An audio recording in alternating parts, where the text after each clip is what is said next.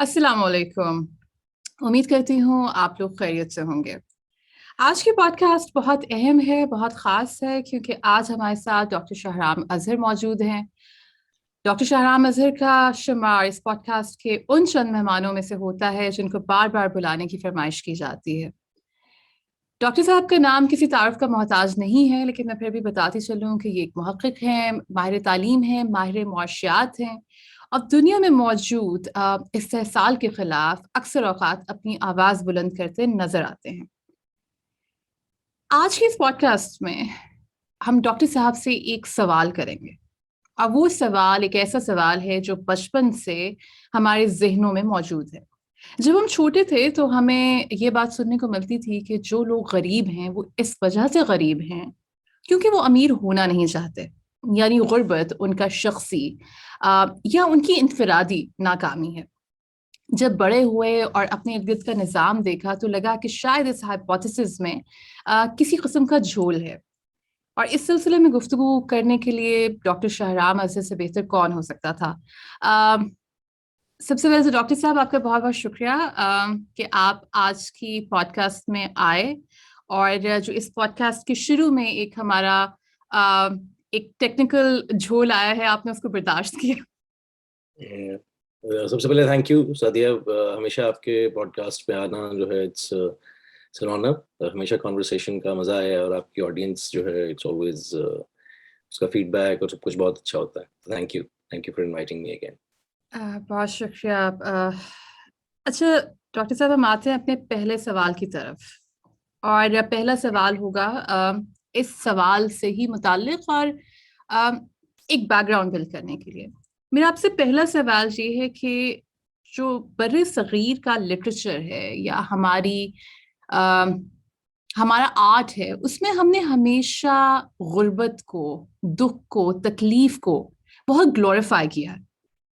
हमें अपने इर्द गिर्द भी अगर हमें पता चलता है कि कोई शख्स गरीब है तो हमें लगता है कि ये एक बहुत अच्छी बात है या ये उसके किरदार की एक अच्छाई है। आपको क्या लगता है कि इसकी क्या वजह है? बड़ा इंटरेस्टिंग क्वेश्चन है कि पॉवर्टी की तरफ रवैया किस किस्म का है।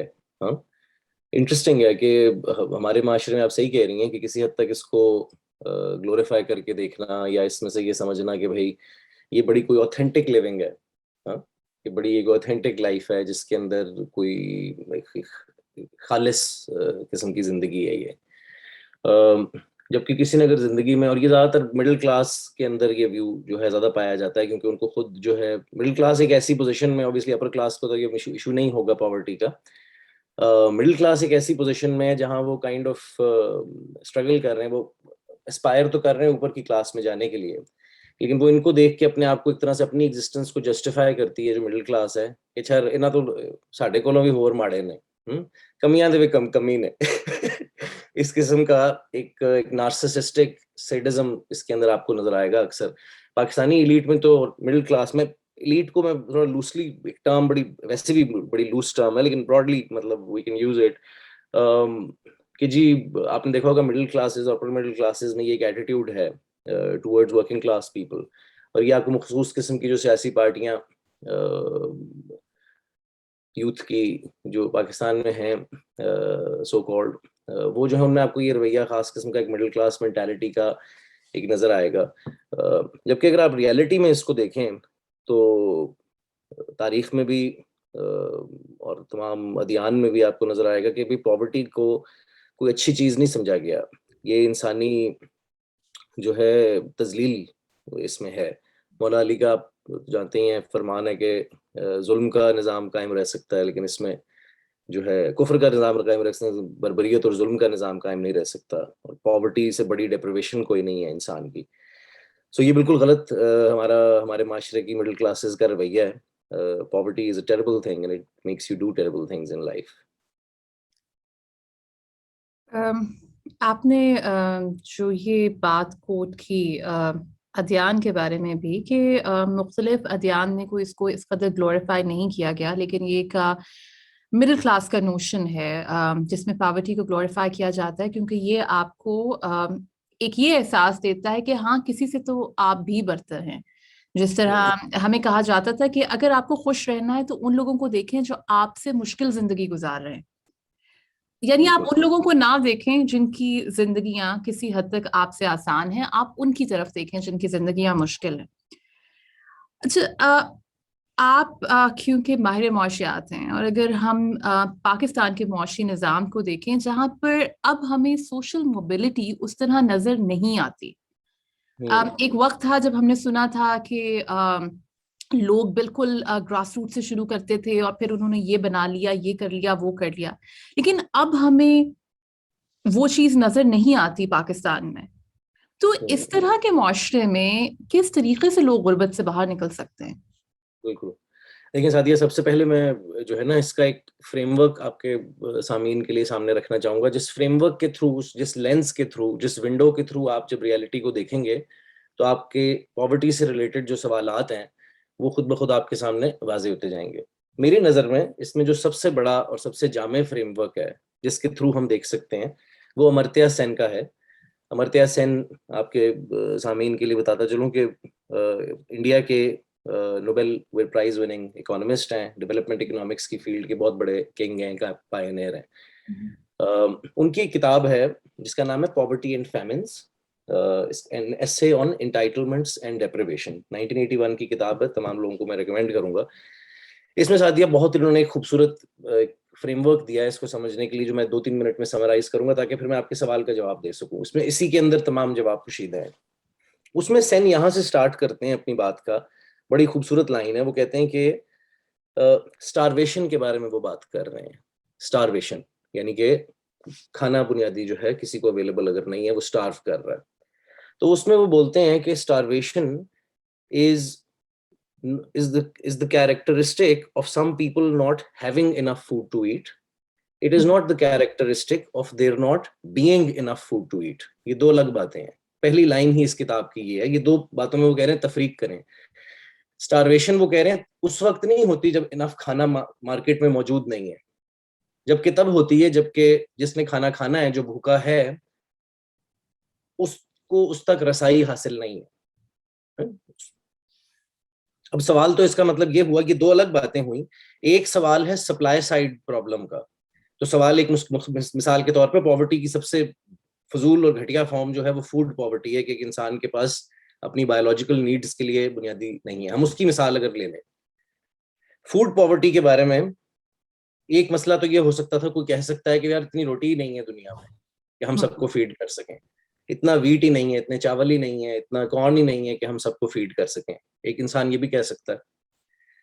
اگر تو یہ مسئلہ ہوتا تو پھر بھی سمجھ میں آتا۔ پرانے زمانوں میں پری کیپٹلسٹ سوسائٹیز میں لوگ اس لیے بھوکے مر جاتے تھے کیونکہ قحط آ گیا، موسم اچھا نہیں تھا، ایگریکلچرل پروڈیوس نہیں ہو سکی، ارتھ کوئک آ گیا وغیرہ وغیرہ، نیچرل کازز کی وجہ سے لوگوں کا یہ پرابلم ہوتا تھا، اور اب اکثر تو ہوتا بھی نہیں تھا۔ یہ جو فیمن اور اسٹارویشن ہے، یہ ایک ریسنٹ ماڈرن فینومینا ہے، پچھلے 300 سالوں کا فینومینا ہے۔ اس کے اندر، اسی کتاب کے اندر، امرتیا سین جو ہے بنگال کے اندر جو فیمن گورر انگریزوں نے کاز کیا تھا، اس کے اوپر بڑی جامع تحقیق بھی انہوں نے پریزنٹ کی ہے اسی اپروچ سے۔ Anyways come back to the point, اس میں سین یہ پوچھتے ہیں پھر آپ سے کہ اچھا پھر اس کا مطلب تو یہ ہوا کہ بھئی میرا کسی بھی کموڈٹی کے ساتھ، پانی کا گلاس ہو چاہے ایک روٹی ہو، اس کے ساتھ میرا کیا، انسان کا تعلق کیا ہے، ہمیں اس پہ فوکس کرنا ہے۔ آپ اور اس کو وہ کہتے ہیں انٹائٹلمنٹ اپروچ۔ انٹائٹلمنٹ اپروچ، اس کی بنیاد پہ سین کو نوبیل پرائز اکنامکس کا ملا تھا، تو the idea must be a good one right؟ تو اس میں وہ یہ بولتے ہیں انٹائٹلمنٹ اپروچ میں کہ آپ کسی بھی کموڈٹی کے بارے میں بات کریں، مثال کے طور پہ میرے پاس یہ روٹی ہے، ایک لوف آف بریڈ ہے میرے پاس، آپ میرے سے یہ پوچھ سکتی ہیں کہ یہ آپ کا کیسا ہے، how do you know this is yours، یا why is this yours، یہ آپ کا کیوں ہے یہ لوف آف بریڈ۔ تو میں کہوں گا یہ اس لیے میرا ہے کیونکہ میرے پاس ایک امبریلا تھی، ایک چھتری تھی، میں نے وہ بیچ دی اور اس سے میں نے یہ روٹی خرید لی۔ آپ کہیں گے وہ چھتری کیسے آپ کی ہوئی، تو میں کہوں گا یار وہ اس طرح ہوئی کہ وہ بیمبو جس سے میں نے بنایا تھا وہ میری زمین پہ تھا۔ میں نے کہا اچھا وہ زمین کیسے آپ کی ہوئی، سو آن اینڈ سو فورتھ۔ اگر آپ نوٹس کریں میرا ہر جو کسی چیز کے اوپر جو کنٹرول ہے، کمانڈ ہے کسی کموڈٹی کے اوپر، وہ کسی اور انٹائٹلمنٹ کے ساتھ جڑا ہوا ہے۔ تو یہ اس طرح سے ایک ریکرسو ریلیشن شپ ہے۔ اگر آپ غور کریں، کرتے کرتے اگر آپ میرے سے سوال میں آپ پوچھتی جائیں، آپ کہیں گے وہ زمین کی ملکیت آپ کی کیسے تسلیم ہوئی، تو میں اگر کہتا ہوں کہ یار میرے باپ دادا نے جنگ کر کے لی تھی، ہاں، تو یہاں پر ایک طرح سے ہر ریلیشن شپ دوسرے کو रिकर्सिव रिलेशनशिप दूसरे को लिजिटिमाइज कर रहा है. आप समझ रही मैं क्या कहना चाह रहा हूँ? आई होप मैंने क्लैरिफाई उसको करने की कोशिश की. इसको सन ने कहा है एंटाइटलमेंट. तो सवाल असल में जो हमें फ्रेम करने की जरूरत है, असल सवाल फ्रेम करने की जरूरत ये है कि माशरे के अंदर डिफरेंट लोगों की डिफरेंट एंटाइटलमेंट्स हैं. जिसके पास एसेट्स हैं लाइफ में, लैंड है, स्टॉक्स हैं, हजारों किस्म की एसेट्स हैं, वो उन एसेट्स को कन्वर्ट कर सकता है इनकम के अंदर. फॉर एग्जाम्पल डोनाल्ड ट्रंप जो हैं, उनके वालिद ने उनको 21 साल की उम्र में $10 मिलियन का एक लोन दे दिया कि जा मेरा बेटा जी ले अपनी जिंदगी. हाँ, हमारे वालिदैन ने हमें कहा बेटा ये लो 10 रुपए और आज से 10 साल बाद तुमने हर महीने 10,000 रुपए भेजने हैं. Okay.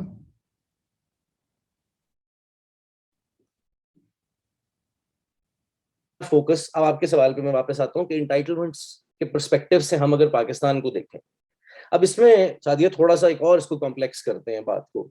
कुछ तो हो गई इंटाइटलमेंट्स जो कि मार्केट से डिराइव हो रही हैं. मिसाल के तौर पे कैपिटलिस्ट इकोनॉमी के अंदर ये तस्लीम शुदा फैक्ट है कि प्रॉपर्टी राइट्स होंगे जी, क्योंकि मेरी ये सबसे बड़े सैक्रिफाइस दुनिया के लिए ये थी मिसाल के तौर पे कि जी मैं एक बिलियनियर के घर पे पैदा हो गया हूँ, तो by virtue of that great achievement of my life I am entitled to billions of assets. ये मैंने बहुत बड़ी सर्विस कर दी ह्यूमैनिटी को कि मैं ऐसे खानदान में पैदा हो गया जिसमें पहले ही बहुत पैसे थे. क्योंकि देखिए the best way of becoming rich is to be born one.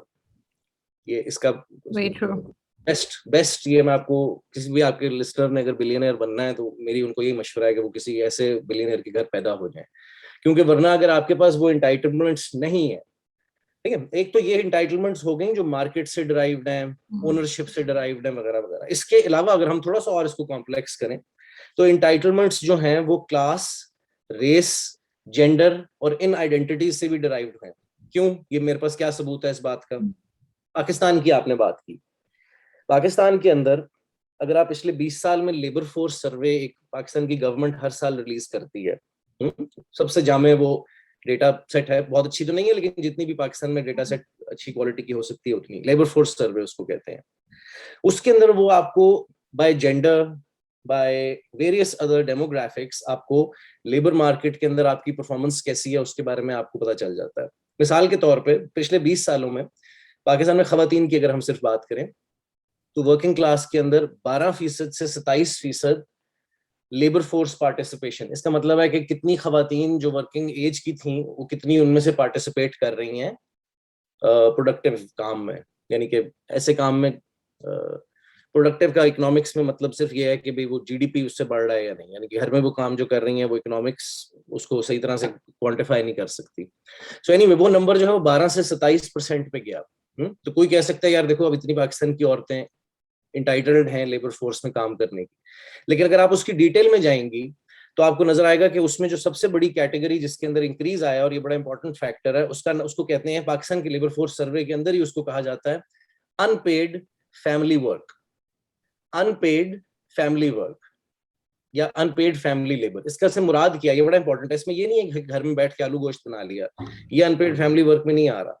Unpaid family work में वो चीजें आ रही हैं जो मंडी के लिए हो रही हैं, यानी कि वो खवातीन मंडी के लिए सामान बना रही हैं जो मंडी में बिकेगा, तो घर की कंजम्पशन के लिए नहीं है, आउटसाइड कंजम्पशन, लेकिन उसके बारे में जो फैसला है वो कोई और कर रहा है. So in other words a man is entitled to the wages of his wife by virtue of no other entitlement other than the fact that he is a man. मैं आपको ये, अब कराची में अगर आप जाएं, जो लोग देख रहे हैं जो कराची में जिनके घर में डोमेस्टिक वर्कर्स काम करती हैं, खवातीन होती हैं ज्यादातर, वो माइग्रेंट वर्कर्स होती हैं ज्यादातर. कभी आप उनकी स्टोरीज सोचें, सदर्न पंजाब से आई होती हैं. उनका हस्बैंड जो, मैं एग्जैजरेट कर रहा हूँ थोड़ा सा, लेकिन टिपिकली मैंने जो, क्योंकि मैं कराची में रहा कुछ साल, तो उसमें आप देखेंगे उसका जो हस्बैंड होगा वो तितर पालता है सारा दिन, वो गुड़ियां उड़ाता है. अब ये इसमें आप गौर करें कि ये एंटाइटलमेंट कोई क्लास बेस्ड एंटाइटलमेंट नहीं है. मैं कोई अमीर लोगों की बातें नहीं कर रहा. ये वर्किंग क्लास के within gender based entitlement है कि by virtue of being a man he is entitled to a lifestyle जिसमें उसकी बीवी और बेटियां जो हैं वो लोगों के घर में जाके झाड़ू मारती हैं, and he is entitled to this kind of life जिसमें वो वहां का बादशाह है उस घर का. इसी तरह आप क्लास बेस्ड एंटाइटलमेंट की बात कर सकते हैं कि भाई अगर आप गौर करें तो इस वक्त दुनिया में, पाकिस्तान को छोड़ें, दुनिया में जो 60 बड़े 63 जो रिचेस्ट इंडिविजुअल्स हैं, افراد جو 63 richest ہیں, ان کے پاس دنیا کی آدھی آبادی سے زیادہ پیسے ہیں, ویلتھ ہے. تو اگر تو یہ سوال ایسے باقی میں ایسے ہوتا کہ انڈیویجول, اور وہ زیادہ تر انہیریٹڈ ویلتھ ہے, یعنی کہ وہ انہیریٹڈ ویلتھ سے مراد یہ کہ انہوں نے کوئی کمائی نہیں ہے زندگی میں, انہوں نے وہ انہیریٹ کی ہے ویلتھ. تو اب آپ مجھے خود بتائیں, آپ کے سامعین سے ایسے لوگ جو کہ اس میں کوئی مارکسزم یا مارکسسٹ ہونا یا بڑا کوئی ریڈیکل ایکٹیوسٹ ہونا ضروری نہیں, یہ صرف ایک بیسک ایلیمنٹری لاجک کا سوال ہے کہ آپ مجھے خود یہ بتائیں کہ ایک قسم کی ایک سماج ہم بناتے ہیں, آپ مجھے خود اپنی عقل سے سوچ کے بتائیں کہ میں آپ سے کہتا ہوں کہ یار آپ نے انویسٹمنٹ کرنی ہے 10 لاکھ روپے کی, کس چیز پہ کرنی ہے آپ نے؟ اس چیز پہ ابھی 2 بچے پیدا ہوئے ہیں اس وقت جو بھی ٹائم ہے, اس ایگزیکٹ سیکنڈ پہ 2 بچے پیدا ہوئے ہیں, ایک چنگی امر صدو میں پیدا ہوا ہے اور ایک ڈی ایچ اے لاہور میں پیدا ہوا ہے.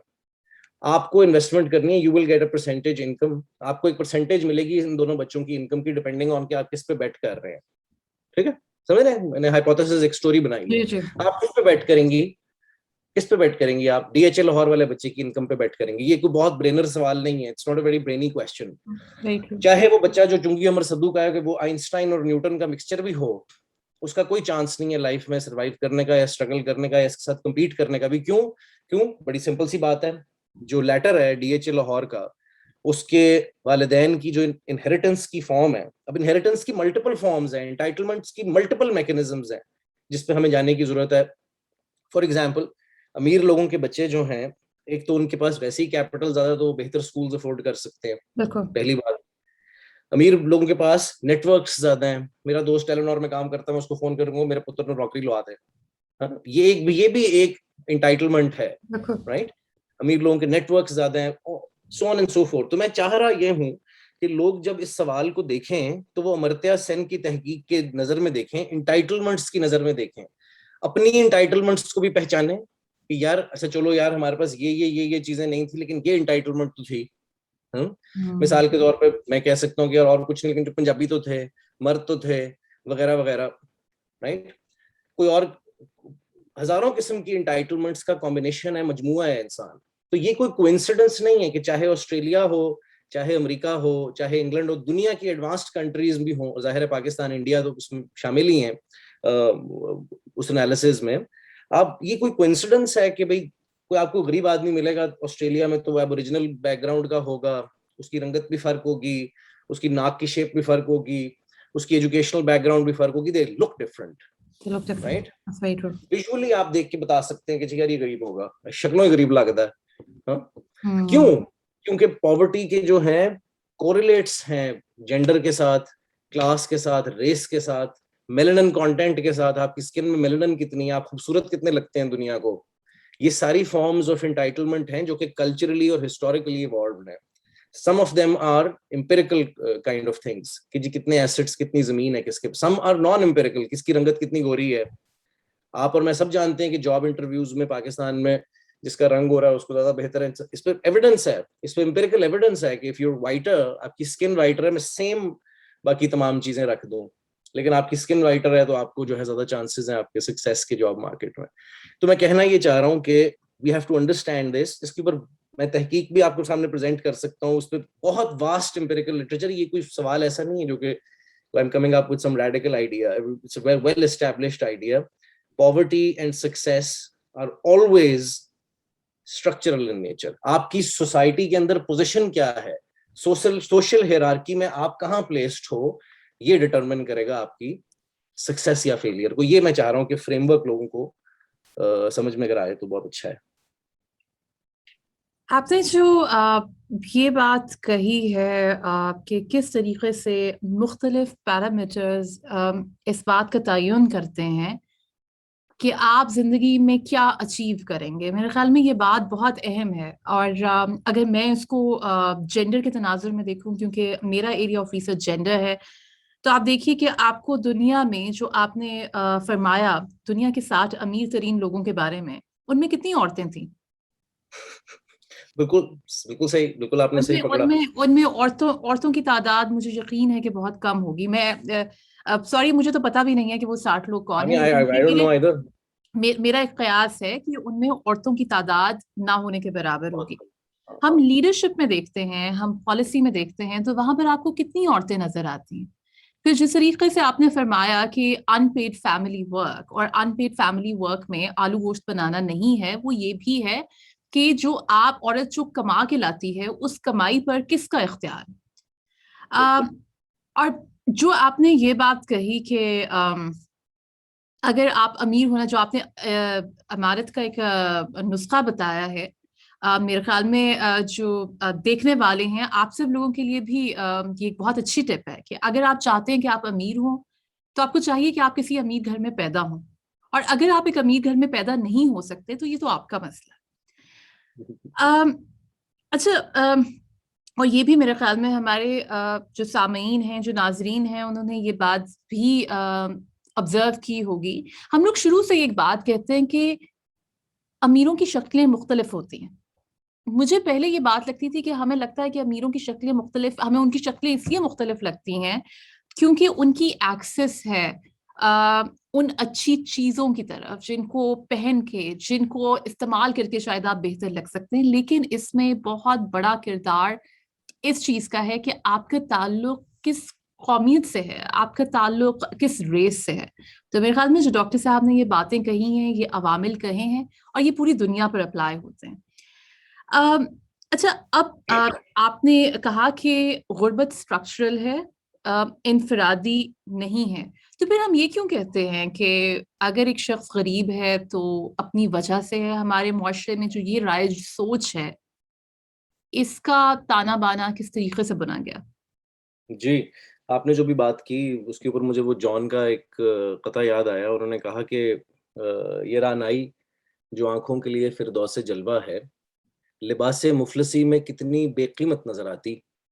یہاں تو جاذبیت بھی ہے دولت ہی کی پروردہ. یہ لڑکی فاقہ کش ہوتی تو بدصورت نظر آتی.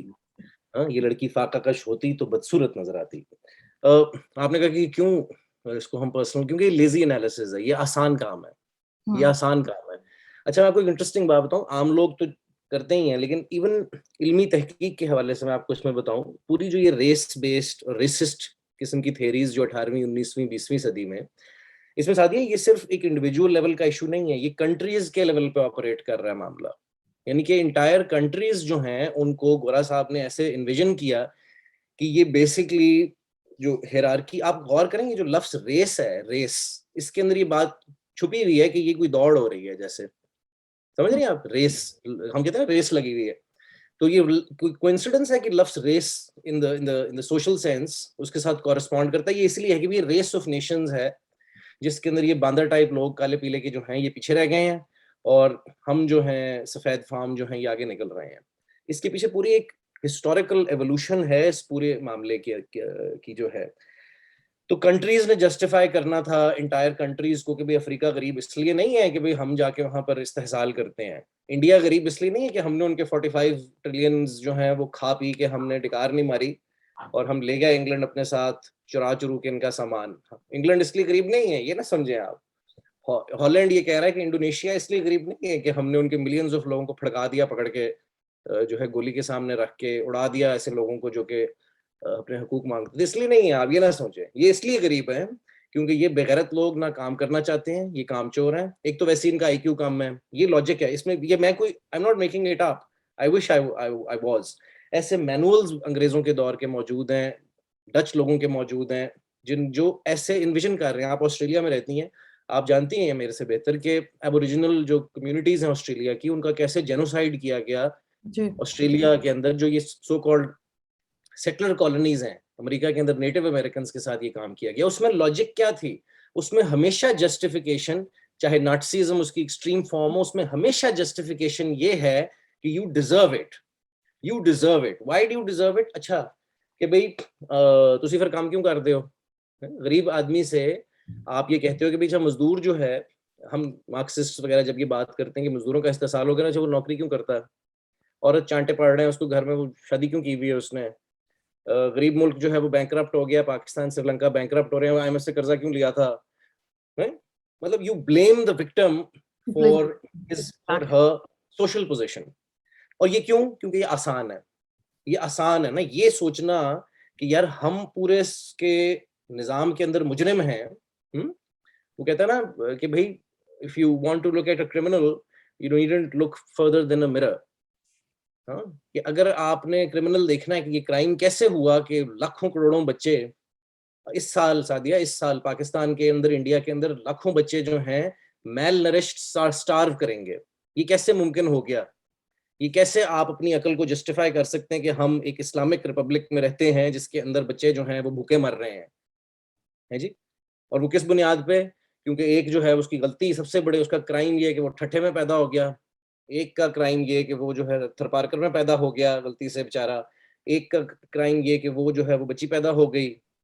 इनके ये जुर्म जो हैं, इनकी इस जुर्म की बुनियाद पे आपने उसको सजा देनी है। That's the lazy analysis.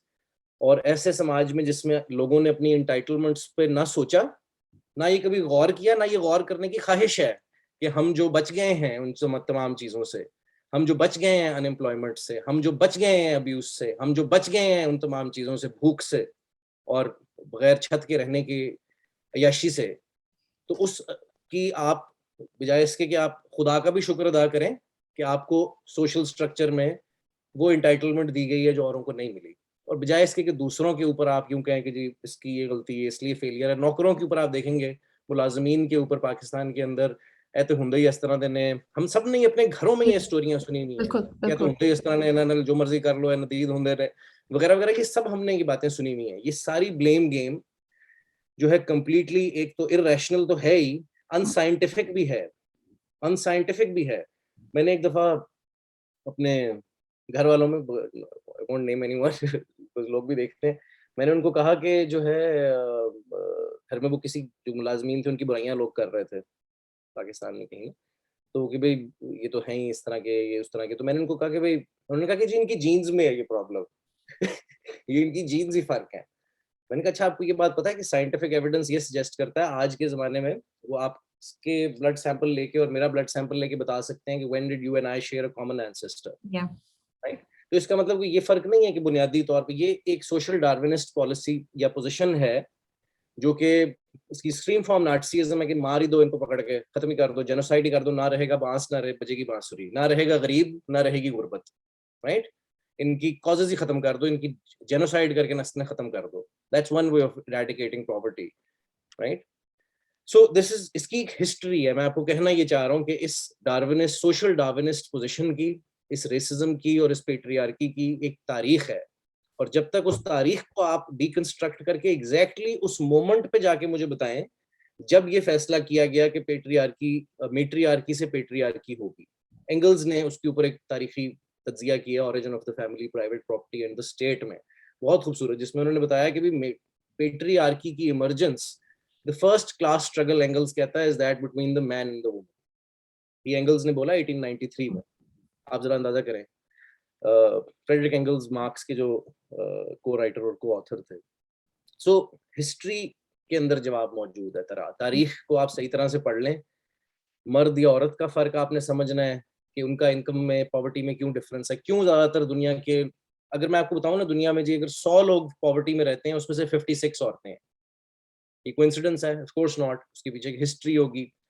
America के अंदर अगर 100 लोग पॉवर्टी में, उसमें से मेजॉरिटी काले लोग हैं, ये कोइंसिडेंस है? Course not. पाकिस्तान में अगर पॉवर्टी में लोग ज़्यादातर बलोच हैं, बलोचिस्तान का सबसे कम ह्यूमन डेवलपमेंट इंडेक्स है, इस्लामाबाद का बहुत ज़्यादा है। क्यों? ये कोई कोइंसिडेंस है? ये नहीं है coincidence. You start asking the right questions and you will arrive at the right answers. ये है इसमें मेरा आपको सिंपल सा आंसर। आपने बिल्कुल दरिया को कूजे में समोया है। और जो ये बात है कि बेसिकली ये एक लेजी एनालिसिस है, क्योंकि हम सोचना नहीं चाहते इन मौज़ूआत के बारे में। अब जिस तरह आपने जिक्र किया, तो मुझे भी एक वाक़या याद आया कि पाकिस्तान में, मैं नाम नहीं लूँगी और मैं उम्मीद करती हूँ कि वो ये पॉडकास्ट ना देखती हों। एक जानने वाली थी जिनके घर में एक वाक़या हुआ कि उन्होंने एक बच्ची को एम्प्लॉय किया हुआ था। वो बच्ची केयर टेकर थी उनके घर में एक छोटे बच्चे की। तो बुनियादी तौर पे you have hired a child to take care of another child. उस बच्ची ने वो जो छोटा बच्चा था, वो 4 महीने का बच्चा था, ये 11 साल की बच्ची थी। इस बच्ची ने उस बच्चे को कुछ मारा वारा या कुछ हुआ, कुछ इस तरीके के कुछ वाक़यात हुए। और इसके बाद जब वो खातून ये वाक़या सुना रही थी, तो उन्होंने यही बात कही कि असल में बात ये है कि इन लोगों के साथ आपको अच्छा बर्ताव करना ही नहीं चाहिए, क्योंकि मैंने इसके साथ इतना अच्छा बर्ताव किया, इसलिए इसने हमारे बच्चे के साथ ये सलूक किया। हम उस सिस्टेमिक डिस्क्रिमिनेशन के बारे में नहीं सोचेंगे, हम उस डिस्प्लेसमेंट के बारे में नहीं सोचेंगे, जो उस बच्ची को जब आप उसके घर से लेकर आते हैं और वो किस तरीके, वो क्या उसका स्टेट ऑफ माइंड होगा, हम उसके बारे में नहीं सोचेंगे। हम उस चीज़ के बारे में नहीं सोचेंगे कि आपने एक बच्चे को ही एक बच्चे की ख्याल रखने के लिए रखा हुआ है। हम इस चीज़ के बारे में नहीं सोचेंगे कि ये जो अब पाकिस्तान में जिस तरीके से जिन एम्प्लॉय किया जाता है लोगों को घरों में, भले उनकी कोई भी उम्र हो, भले वो बच्चे हों, भले वो बड़े हों, it is a form of modern slavery. उस चीज़ के बारे में नहीं सोचा जाएगा, उस चीज़ के बारे में कोई ख्याल नहीं किया जाएगा। लेकिन जो ये लेज़ी एनालिसिस है कि किसी को भी स्टेरियोटाइप कर देना, किसी को भी डिस्क्रिमिनेट कर देना, अब वो आसान है। अब आपसे अगला सवाल ये है कि कहा जाता है कि गरीब इंसान नहीं, गरीब की सोच होती है। और गरीब लोग इस वजह से गरीब होते हैं क्योंकि वो बड़ा सोच नहीं सकते, they can not think outside the box. इस बारे में आपका क्या कहना? इसके बारे में मेरा वही जवाब है जो मार्क्स ने एडम स्मिथ को दिया था। बड़ा खूबसूरत एक मार्क्स की जो सबसे जामे, सबसे मशहूर जो किताब है कैपिटल, उसके अंदर पहले तो मार्क्स ये साबित करते हैं कि भाई सरमाया बनता कैसे है, अमीर अमीर कैसे होता है और गरीब गरीब कैसे होता है। वो बड़ा खूबसूरत वही तज्जिया। फिर एंड में वो उसमें जवाब बुनियादी ये है, without going into any details, वो कहते हैं जबकि लेबर जो है वो वैल्यू बनाती है, कैपिटल का जो ओनर है, सरमाए का जो ओनर है, जिसके पास एसेट्स हैं, जिसके पास फैक्ट्रियां हैं, लैंड है वगैरह वगैरह, वो जो है प्रॉफिट्स के बारे में फैसला कर रहा है, जो बना मजदूर रहा है। तो वो वैल्यू जो मजदूर बना रहा है वो ओवर टाइम एक्यूमुलेट हो रही है उसके हाथ में, जिसका सबसे बड़ा सर्विस ये है ह्यूमैनिटी, क्योंकि वो अमीर पैदा हो गया। ये उसकी ब्रॉड स्टोरी है, मैं थोड़ा सिंप्लीफाई कर रहा हूँ। एंड में फिर वो सवाल 25वें चैप्टर में जाके, उसका नाम है प्रिमिटिव एक्यूमुलेशन, उसमें सवाल वो ये मार्क्स पूछता है कि अच्छा यार, ये तो मैंने साबित कर दिया जिस हद तक मेरी एबिलिटी थी कि भाई अगर आपके पास एसेट्स हों, अगर आप ट्रम्प टाइप किसी भी मलिक रियाज की फैमिली में पैदा हो गए हैं, तो अगर आपके पास एसेट्स हों तो उनसे और पैसा बनाना कोई इतना बड़ा मसला नहीं है। If you have money you can make more money with your money, right. Elon Musk, Bill Gates वगैरह जो हैं, ये जब रात को सो रहे होते हैं तो ये इनके इतने ख्वाबों में इतने पैसे बन चुके होते हैं, their capital is working for them even when they are sleeping, right. जितने हम जो है वो पूरे लाइफ टाइम में नहीं बनाएंगे, वो एक रात को एलॉन मस्क जब सुबह अंगड़ाई ले रहे होंगे तो उतने पैसे वो बना चुके होंगे।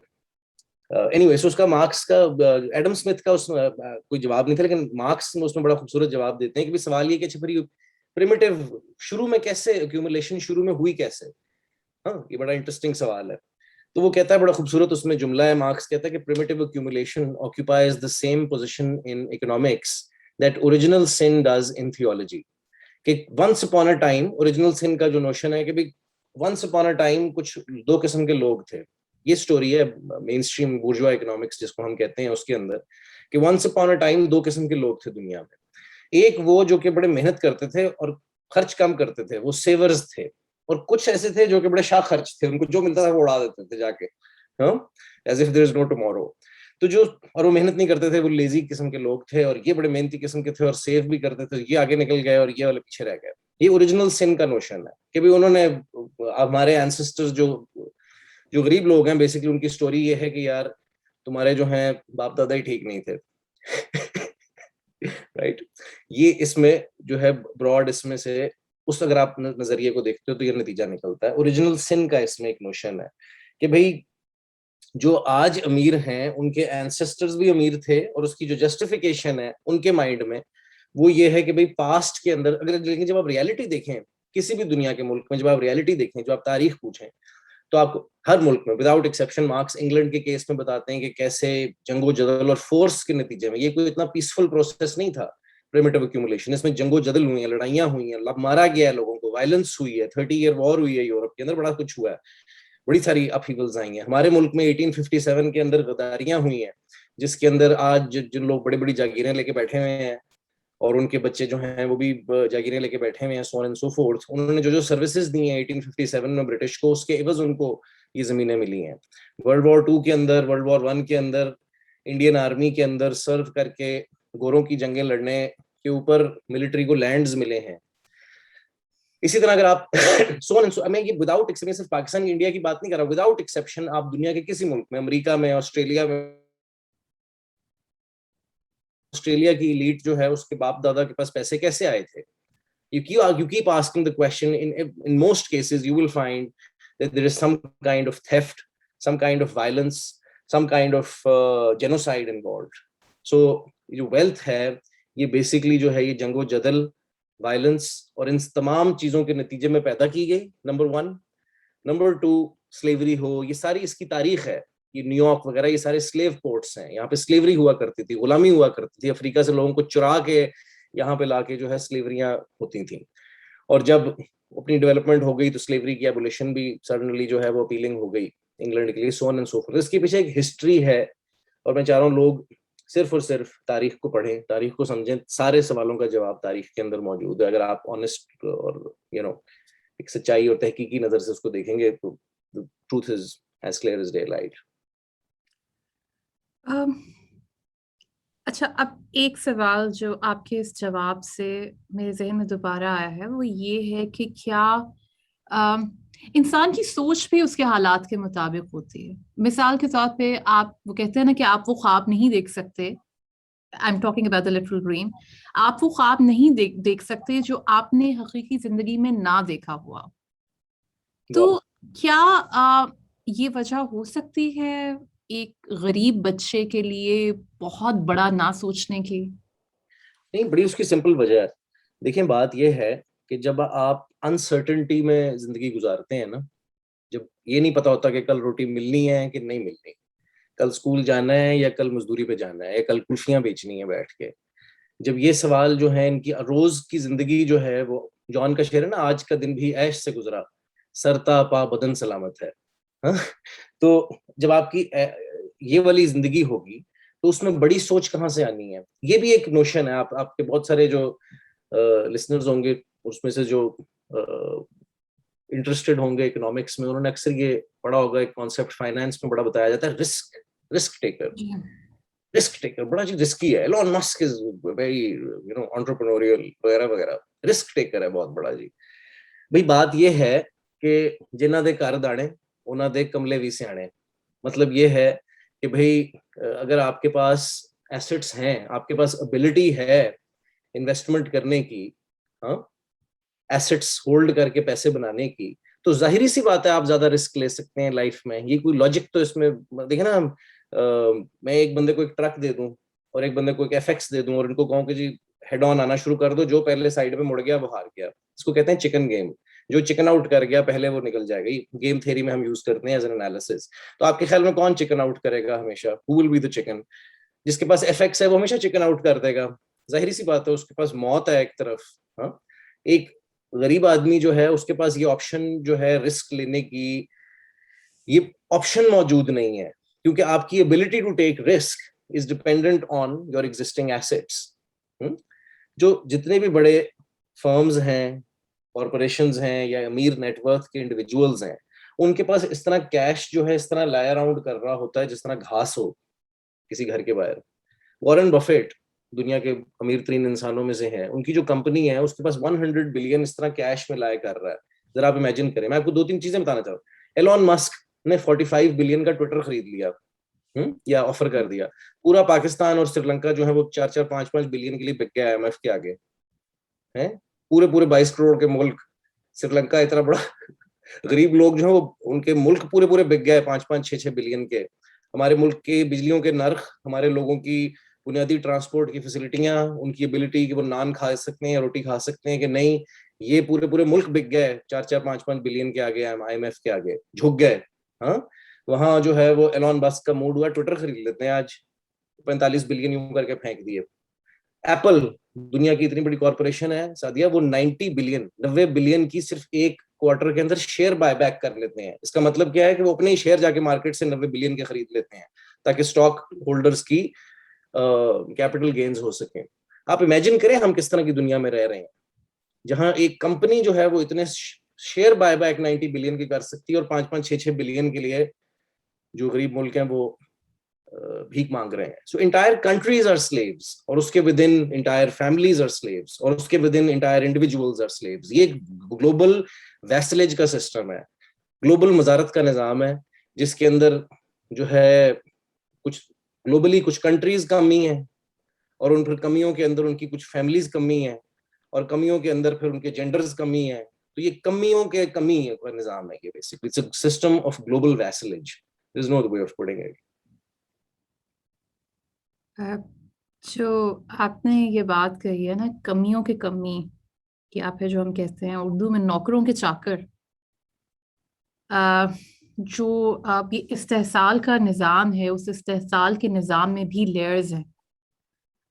अगर पूरा मुल्क बिक जाता है IMF के सामने और उसको घुटने टेक देने पड़ते हैं, और अपने शहरियों को बुनियादी सहूलियात की फराहमी से भी जो एक मुल्क फराहम करने से इस वक्त कासिर है, वहाँ पर भी जो अशराफिया है वो किस तरीके से सफ़र कर रही है, जो मिडिल क्लास है वो किस तरीके से सफ़र कर रही है, जो वर्किंग क्लास है, जो आपकी, जिसको आप ये कहिए कि लोअर मिडिल क्लास है, वो किस तरीके से सफ़र कर रही है. उस सफरिंग में भी हमें लेयर्स नज़र आती हैं. और पूरा मुल्क बिक जाना, लेकिन उस मुल्क में कौन किस हद तक बिका है और किसके पास ये ताकत है, ये इख्तियार है कि वो अपनी कीमत का खुद तयन कर सकता है.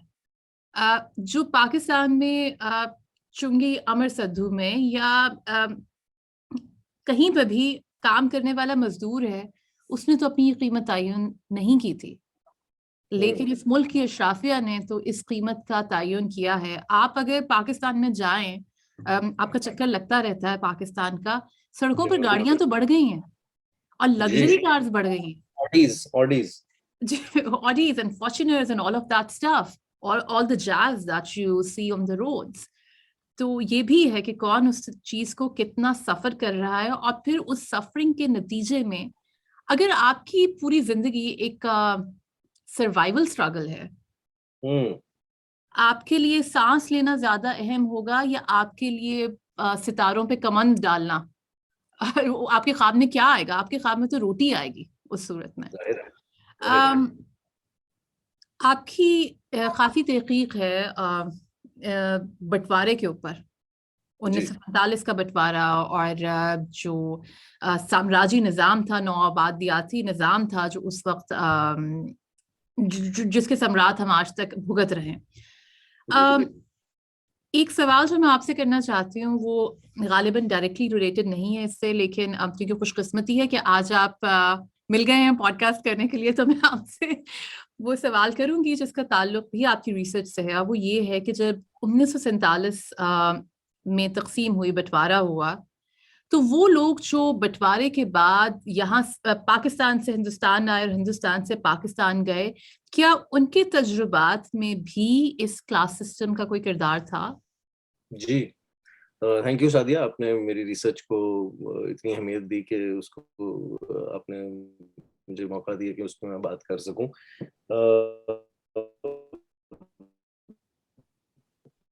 मेरा हमेशा से करके वेस्ट पंजाब आया था, और मेरे वालिद जो है वो पैदा भी 14 अगस्त 1947 को ही हुए थे.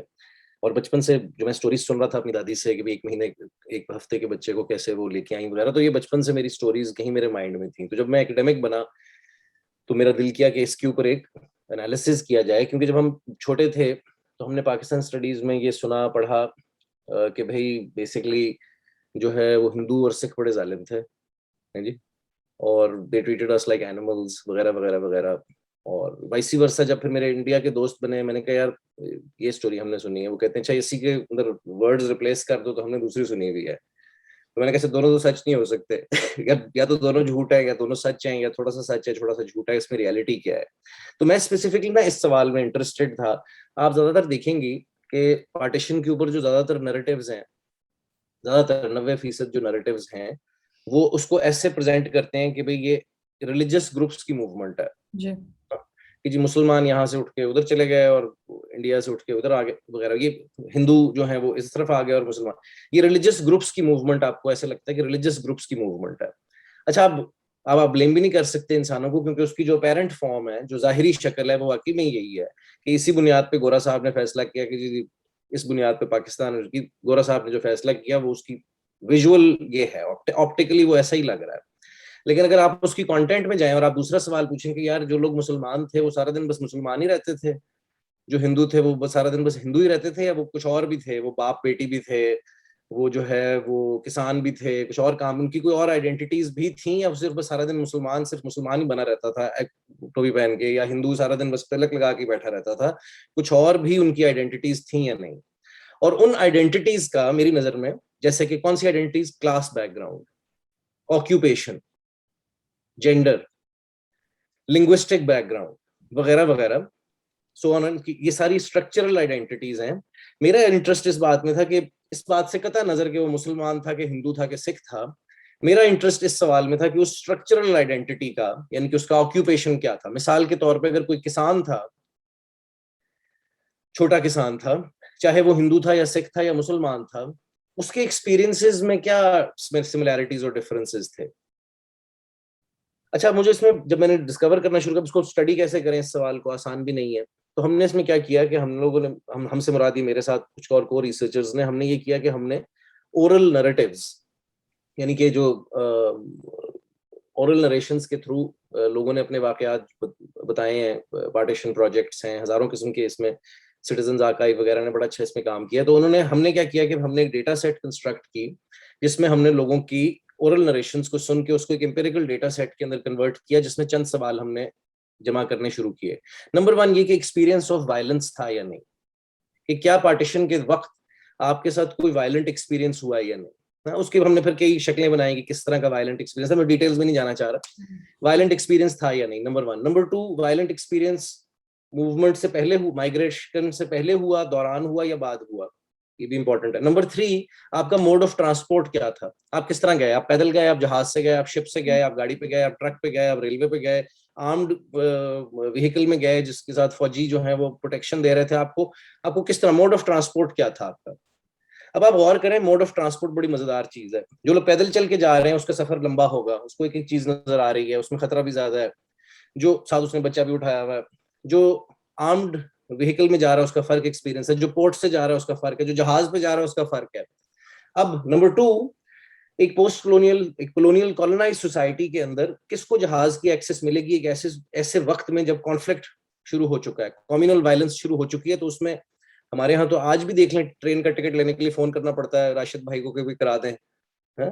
तो उस जमाने में आप सोचें कि वायलेंस शुरू हुई हुई है तो कैसे कैसे कॉन्टेक्ट्स चाहिए होंगे, so on and so fourth. जब हमने डिस्कवर किया उसमें सादिया, वो ये थी कि आप मुझे अगर ये बता दें कि एक आदमी का नाम रशीद है और एक का नाम समथिंग राम है, आई डोंट नो, व्हाटएवर, मैं कुछ स्टीरियोटाइप नहीं करना चाहता, एक हिंदू है एक मुसलमान है, मुझे दो नाम बता दें और आप मुझे कहें कि अच्छा प्रिडिक्ट करो कि इन दोनों के एक्सपीरियंसेस कैसे सिमिलर या डिफरेंट होंगे, मैं कहूँगा I can not answer that question.